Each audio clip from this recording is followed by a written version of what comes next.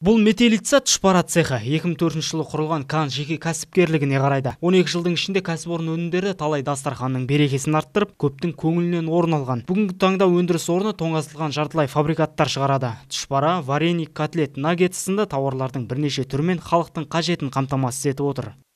Мы хотим развиваться. Біз бұдан әрі дамығымыз келеді. Сондықтан жартылай фабрикаттардан бөлек нан өнімін шығаруды бастадық, және де жұмыс барысын өзге форматта жүргізудеміз. Алдағы уақытта өнімдерді алыс жақын шетелдерге экспорттауды көздеп отырмыз. Бүгінде Канның жартылай фабрикаттары Жамбыл облысынан бөлек Қызылорда, Алматы облыстары мен Астана қаласында мол сұранысқа ие. Толықтай автоматтандырылған компания құрылғыларды Еуропадан бизнестің жол картасы 20-20 бағдарламасы бойынша алынған несиеге орнатқан. Бүгінде жергілікті 15 тұрғынды тұрақты жұмыспен қамтып отыр.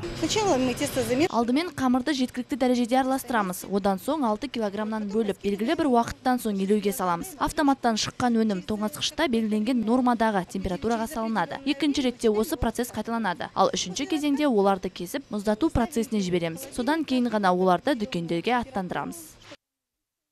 Нарықтан өз орын алған мекеме биылдан бастап жаңа бағытты қолға алған. Нан өнімдерінің барадин, кебек нан, багет, сэндвичке арналған тоқаш түрлерін шығаруда. Мәзірде таңдау мүмкіндігі мол, көлемі де көбейді. Тауарларын таңдауда тұрақты тұтынушыларға бай. Облысымызда осы бетінен қайтпаса дейміз. Олай болса кәсіпорын келешекте ел экономикасына еселеп үлесін қосары анық. Мерей Байет, Арман Сабыр, 7-7 News.